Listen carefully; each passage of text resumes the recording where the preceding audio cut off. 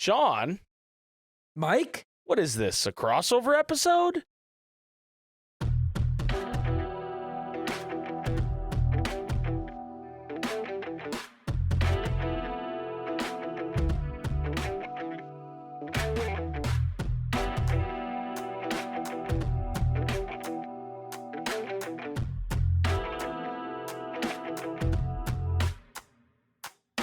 Yowza, yowza, bobowza.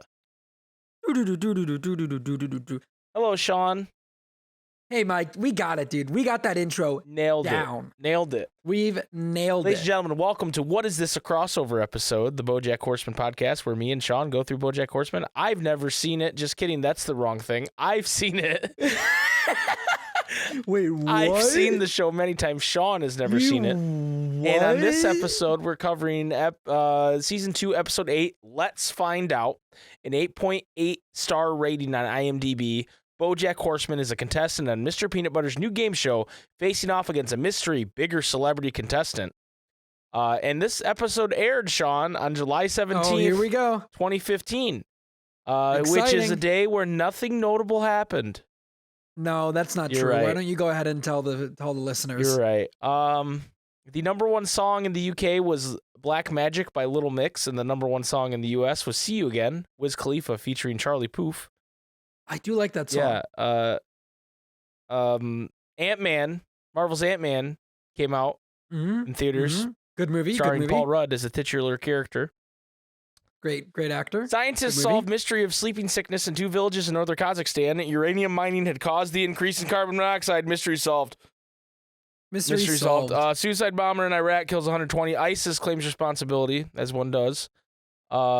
Jules Bianchi. Yeah, as one does. Yeah. Bianchi. I don't know. I don't speak Yeah. French. Died from injuries during an accident at the 2014 Japanese F1 GP at age 25. And Owen Chadwick, English historian, priest, and university chancellor, died at age 99. So that thing you said about that being something that just people do? I'm sorry? About there was one of those things, and you said, as you do. ISIS claimed responsibility as one does. Yeah, I mean, when you're a terrorist organization, yeah, you tend to claim responsibility for terrible things. Yep. Interesting. Yep. I don't think it's that interesting. I think it's pretty terrible. Fuck terrorism. Interesting.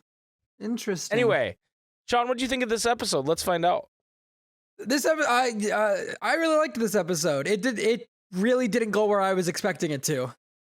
No, where did you expect it to go? About halfway through, I was like, okay, it's just a silly, fun little game show, and then it still is a silly, fun game show. In typical Bojack fashion. It was like, okay, wow, okay, Yeah. wow, okay, wow, okay, wow. So this episode is basically the first episode of Hollywood stars and celebrities. What do they know? Do they know things? Let's find out. J.D. Salinger presents. And so Bojack has agreed to be on this show because Wanda is the producer on it, and he wants to do things to help Wanda. And then there's a little side B story with Todd, as always, where Todd is trying to earn the respect of J.D. Salinger to get.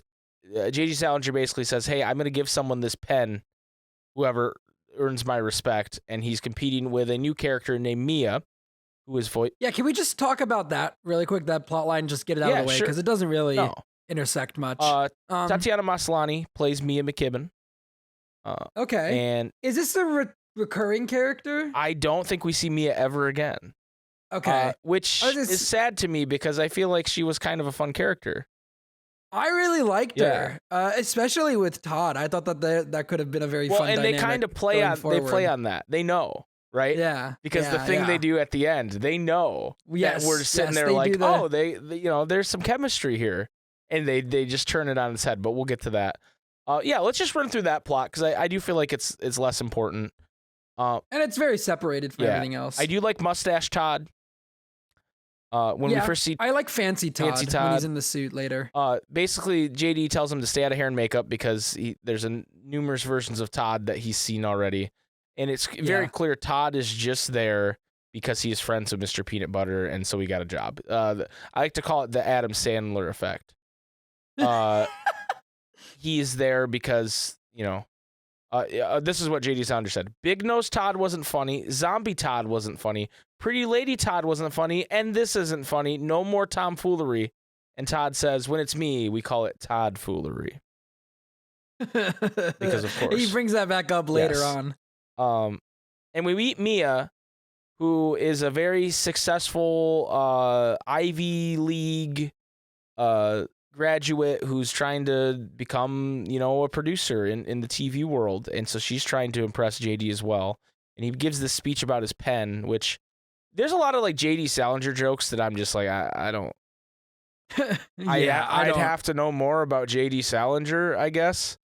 Like the whole pen talking about that he wrote whatever story he wrote with it.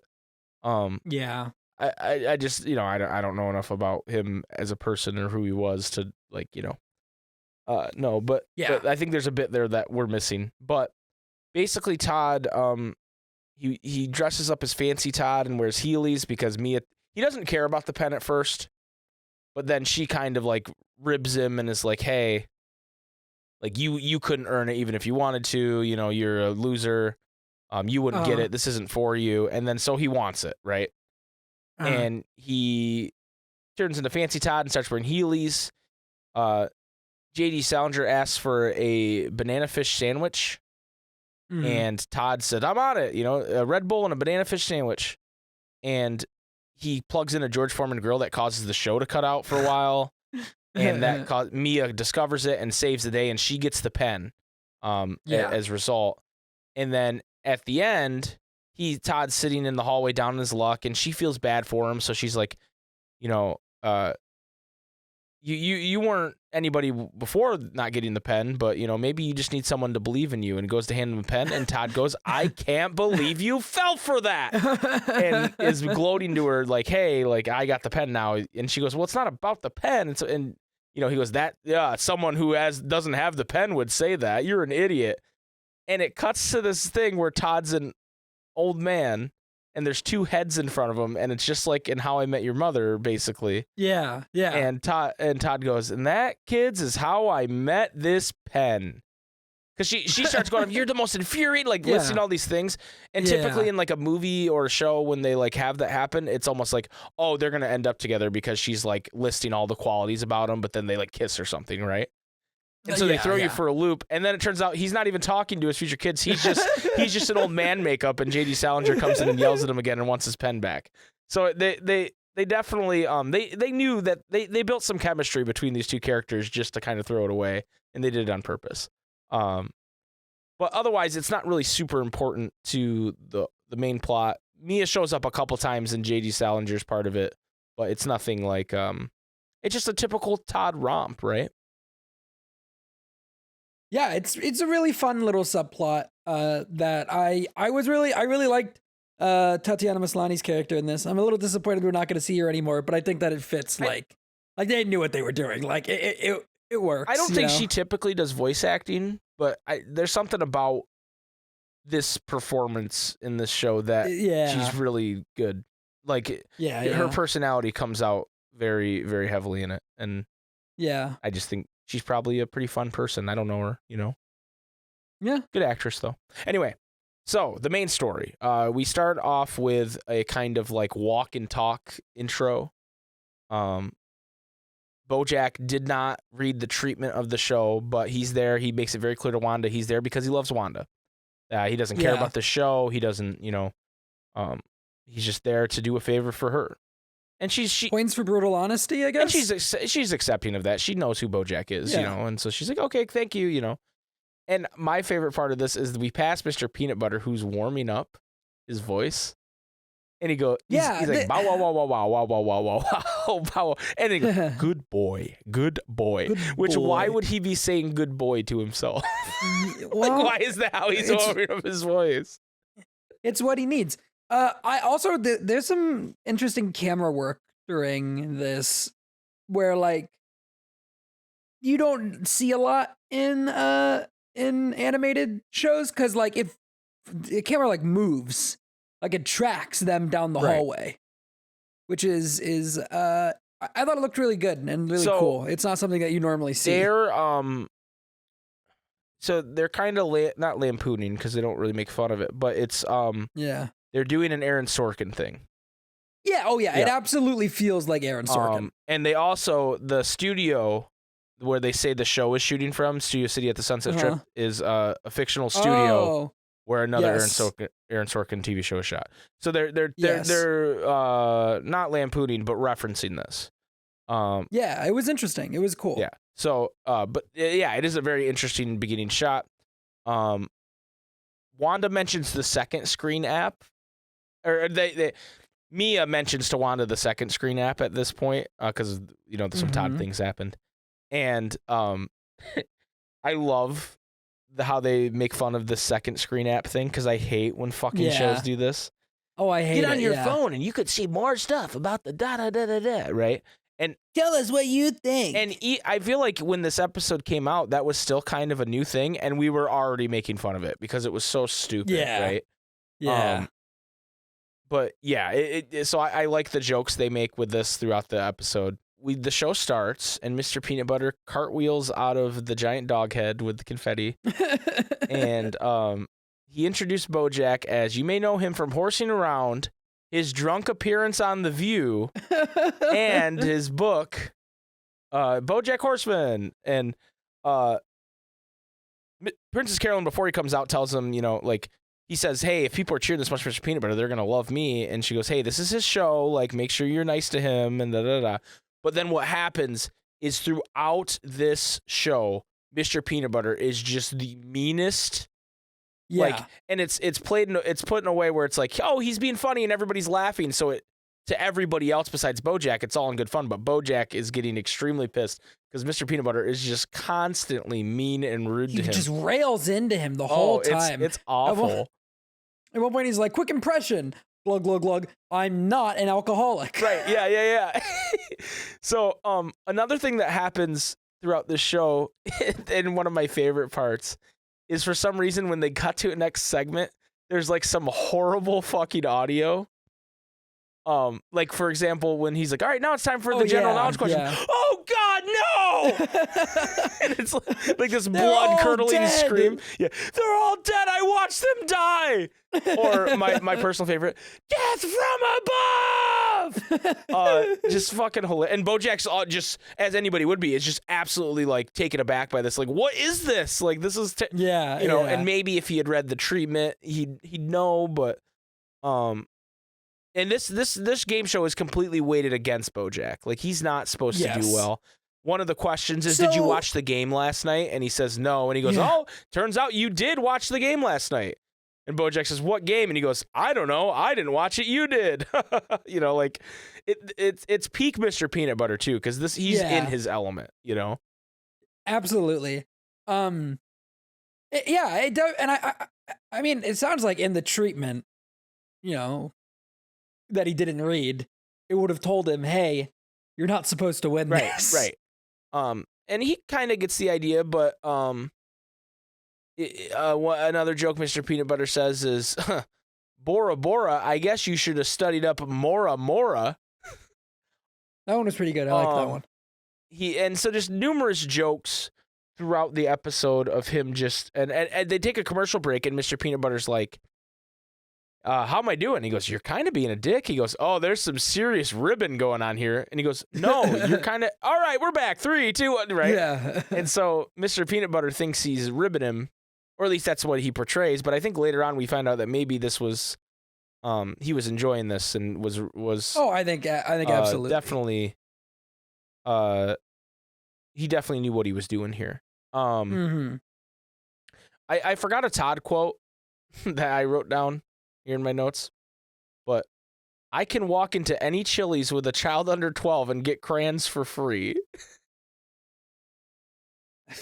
Because she's talking about like giving him, you're not going to get the pen. I don't need the pen. I can walk into any Chili's with a child under 12 and get crayons for free. He's got a point. You can do that. So Mr. Peanut Butter, I don't even remember what the joke is he says, but Bojack tries to fire back, calling him a mutt. And it's not a great joke, but the best part about it is it cuts to the crowd who are a bunch of crickets, and they're silent. And so it's like, it's crickets, right? But then one of the cricket just goes, "You suck." Yeah. That's funny. And then we end up getting the death from above, drop the bomb. And Bojack's confused as to how everybody knows to chant "drop the bomb." It's the first episode. How do you guys know this stuff? And we introduced the big celebrity. Bojack was just a little celebrity. Here's the big celebrity, and it's Harry Potter himself, Daniel Radcliffe. Yes, I was not expecting Daniel Radcliffe, but as soon as he showed up, I was like, oh, that makes sense. And apparently, according to IMDb, he was already a fan of the show when he was approached to voice himself. And he claims... Wait, that was actually him? Daniel Radcliffe. And he claims that the numerous Harry Potter jokes he's heard throughout his life and career, this episode features his favorite. It doesn't say which joke, but it says it's his favorite Harry Potter joke. He's notoriously like really chill. Right. So that's very funny. We get a comment from the second screen app from Wanda at this point. And when we check in with her in commercial break, she goes, "Hey, I don't know what's going on out there," because she's just watching the second screen app. But Dong Slinger 420 says this is 2 dongs way up. And then in the break we find out that Bojack and Daniel Radcliffe have met before, according to Bojack. And Daniel Radcliffe said, "I'll never forget you," but Daniel Radcliffe has no idea who he is. Doesn't. But he recognizes like the fucking makeup person. Right. He recognizes makeup. He also calls him Chadwick Boseman. Which is a similar name to Bojack Horseman, I suppose, and he does that a lot throughout the episode. But yeah, he remembers the assistant. He later calls him BJ Novak. Yep. Who is from The Office fame. He's a writer, and he's on The Office. He's Ryan from The Office. But also his brother Jesse composes the show, the music. Oh, cool! I didn't know Jesse Novak does the music for BoJack Horseman, which we're going to talk more about Jesse Novak in later episodes, because there's some work he does in later episodes that is just incredible. So and what we find out throughout this show now is that Daniel Radcliffe is getting the baby easy questions, and Bojack is getting the hard questions. It's designed for him to lose and Daniel Radcliffe to win. For example, Daniel Radcliffe gets what color. What color does blue plus yellow make, right? Yeah, and then he reads this story about I had this next door neighbor who was a painter, and like it's just very funny. Oh, there's also a bit I glossed over that I forgot, but during the break he talks to Wanda like, "Hey, was there mention of the bigger celebrity in the document you faxed me?" And she said, "Oh, I couldn't read it. My fax machine cut it up into little strips." And he says, "That sounds like a shredder." And she goes, "Well, yeah, I guess I shredded it to you." So he never even got the treatment to read. Which I thought was pretty funny. And her, being in a coma for 30 years, she has no idea how technology works. I don't know when these two lines are said, but they're around this time where Bojack is getting frustrated at what's happening, and what's his girlfriend's name? Wanda, yes. Wanda is like, if I don't interact with this app every 80 seconds, it charges my credit card $5. Yes. So the lampooning of the second screen app is just pitch perfect in this episode. And then there's another one where I think Bojack is like, why do they all know when to laugh or whatever? And it cuts to J.D. Salinger, and he's like, the puppets laugh when the puppet master pulls the strings. Yeah. J.D. Salinger has a lot of really funny master producer lines going on in this episode where he's just like, yes. And you can tell he likes, he wants Bojack to feel bad and Daniel Radcliffe to feel good, right? Like that's the point of the show. Yeah. And it's like, it's a bit nefarious, and you don't realize until it starts going that he's like, really, that's his plan. Speaking of that, Daniel Radcliffe gets to jump into a Kia Sportage and grab money while Bojack has to answer an essay. And when he read an essay answer, and as he's doing it, a schoolhouse drops over him, and Princess Carolyn comes in, and she's like, "Hey, you're not. I came to ask you how you're doing, and also to tell you you're not doing well, but I can probably help you." And she tells a story about Wilmer Valderrama's poker nights and how she would play against Mr. Peanut Butter, and that he has a tell. And the tell is that when he gets excited, his ears perk up a little bit, just like a dog would. And all right, Mike, you are the person. So you knew this going in because you've watched the show before. Did he do that earlier in the episode too, when he was reading the right answer? I didn't look. God damn it, Mike! I didn't look. Hold on, I'll look right now. Oh, Mike. I'll look right now. This is Mike, important. This is a great question. That's important. I forgot about that part of it. All right, let's see. Let's find out. What do they know? Does Mike know things? Let's find out. So they don't show Mr. Peanut Butter as he's reading the answers. Okay, that makes sense. Fair enough. Because they do like do you want to be a millionaire deal on that one. Yeah. Fair enough. Who wants to be a millionaire? That's the name of the show. That was a great one too. When he was like, D, all of the above. And he's like, no, it was A and B. And I would say C too. I would also agree with C, yeah. It's just you can't win, right? Yeah. Which that's a great, not to sidetrack, but there's a great episode of Game Changers from Dropout, the College Humor people, where they like the whole thing is like they're playing a game and they have to guess what the rules of the game are. And one of the episodes, Brennan Lee Mulligan is on, the Dungeon Master on Dimension 20, and he realizes at the end, and he gives this massive speech before he realizes that the rule is that Brennan can't win. Oh, okay. So that was the rule the whole time. Yeah. That's funny. Yeah. He's like, why am I not getting any points? And he's like, oh, I see now. And he goes on this big speech. Sorry, my brain just farted. You're okay. Bojack starts getting answers right, to the chagrin of Daniel Radcliffe and J.D. Salinger and everybody. Ooh, Daniel Radcliffe is like, dude, this is for charity. Right. They're in a break. He says, this is for charity. And Bojack says, you can tell Charity she can kiss my ass. And he goes, that's a stripper name for a girlfriend. He goes, it's not my girlfriend, it's Charity. And we get another comment from Queef Burglar 69 on the second screen app, who he's the leader of them according to Wanda. Apparently. And they do not like Bojack. And she says to him, hey, can't you throw this for me? Like, you don't care about this. Daniel Radcliffe's supposed to win. And he goes, you know what? Yeah, I can do that. You're right. I don't care about this. So we go back out, and the question is specifically about Secretariat, which Bojack is starring in the role of. And I wonder, I think this is going to bite him in the ass. Oh, you think there's going to. I think this is going to come back. I think there's going to be consequences to this. So because this is a bad look for him. Well, and he's going to answer the question right, and then he looks at Wanda. And he's like, okay. And he goes, 1492? And Mr. Peanut Butter just starts ripping into him. Like, aren't you in a movie about that? Just like every meme, and everybody's laughing. And Daniel Radcliffe's like, wow, you're getting owned, Bojangles. And like, everybody's just, and finally, Bojack's had enough. Because he says, no wonder you had to have my wife write your book for you. And he goes, well, how about we talk about the fact your wife left you to war-torn Cordovia to get away from you? And Mr. Peanut Butter's like, that's not what happened. And then it starts to get real, is what I put in my notes here. Mr. Peanut Butter kind of takes a couple chairs. He goes, let's get real. Let's get real. And Daniel Radcliffe's kind of awkwardly in the middle. And J.D. Salinger, I think Mia asks him, hey, do you want to go to commercial? He goes, he says, shit, where's the quote? Where's the quote? I have it.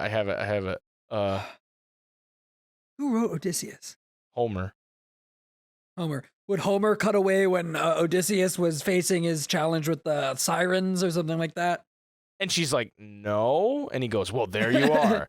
So basically, Mr. Peanut Butter brings up the fact that Bojack kissed Diane on the side of the road. He knew in season 1.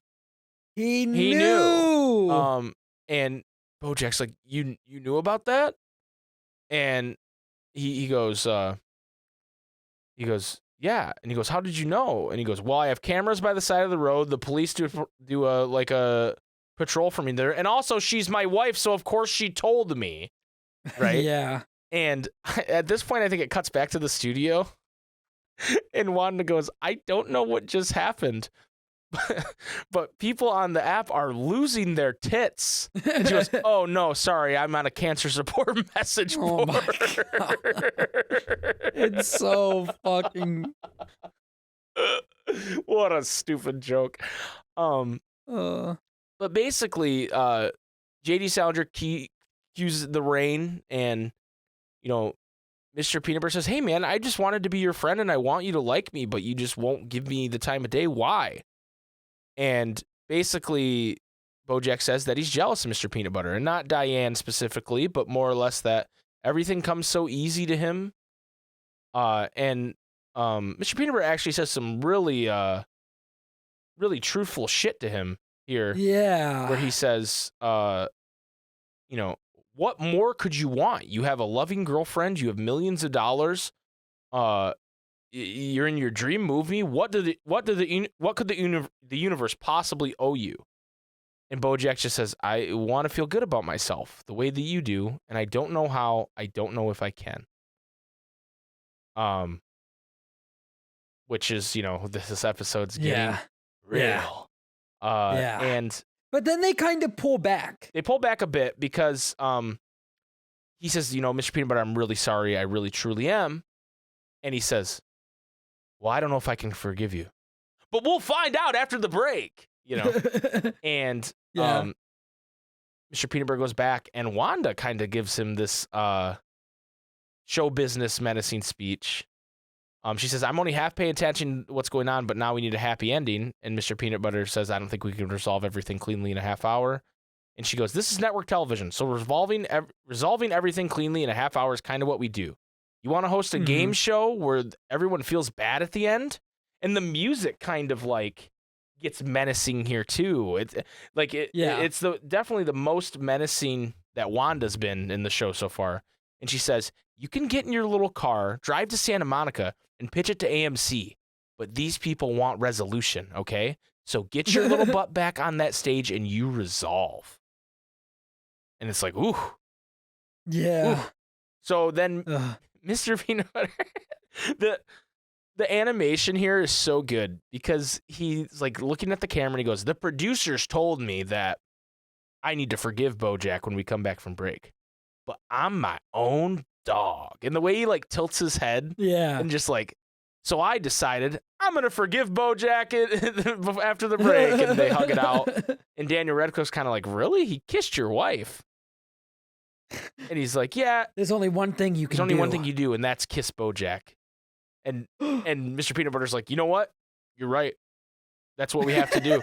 That way her and I could have the same experience. It's the only way they resolve it. Yeah. So then they go into kiss. This makes sense too, right? This makes total sense. Yeah, it totally makes sense. They go into kiss, and J.D. Salinger's like, cue the kiss cam, because apparently he had a kiss cam. Yeah. And he goes, I wish I had a kiss cam on Catcher in the Rye. Like, doesn't make any fucking sense. It's a book, you asshole, you know. But they kiss, and then that's when they resolve the rest of the Todd deal. But finally, we're at the show, and Mr. Peanut Butter goes, you know, with that kiss, Bojack, you win. You're the winner. $500,000 goes to your charity, unless you want to do double or nothing, which, again, I'll remind you, this is for charity. And he goes, let's do the double or nothing. So they comically have $500,000 in a net hanging over a fiery pit, and the only question he has to answer is, who is the star of the Harry Potter movies? And Bojack, feeling slighted over earlier when Mr. Radcliffe did not remember him, he says, you know, I meet a lot of people. And he's like, okay, I get what you're doing. That's funny. And he goes, seriously, man, this is for charity. Like, what are you doing? Like, and he goes, I want to say Elijah Wood. And they're like, what? And then the money burns, and then the episode ends. Yeah. Wanda drops the tablet at that point. She also, I didn't mention this, she also finds out that she's in the studio when Daniel Radcliffe brings up that Bojack kissed Diane. So that's kind of setting like a little bit of a stuff is going to happen, but it cuts to like credits first. Right. Like we don't get resolution. Right. So that's, I can believe that he did that, but I'm so frustrated with Mr. Horseman. Yep. I actually was having a conversation about this show with some other people who've been listening to the podcast, and we were talking about Bojack and how well they how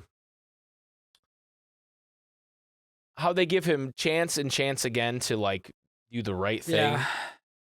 And they do such a good job of writing him that you're like, oh, he's gonna do the right thing this time. He's gonna do the right thing this time. And then he doesn't, and then you go, Bojack, come on, you know? And it's really impressive how they pull it off over and over. Because he's already done it a ton, right? God damn it, Bojack. $1 million. But yeah, $1 million because he knew the answer. He wasn't. Yeah, he knew the answer. It's totally in character. Right. It's just like, come on, man. Right. He of course would be petty about that and not want to give Daniel Radcliffe his due there. Yeah, absolutely. But yeah, that's an 8.8 episode on IMDb. I liked it a lot. Let's do the categories. What's your favorite animal-based joke?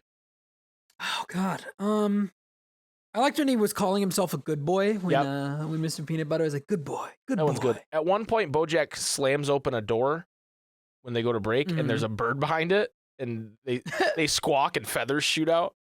Like would comically happen if a bird were to hit something like that. And then later, it's the same bird that Daniel Radcliffe recognizes, and she's like, plucked, so to speak.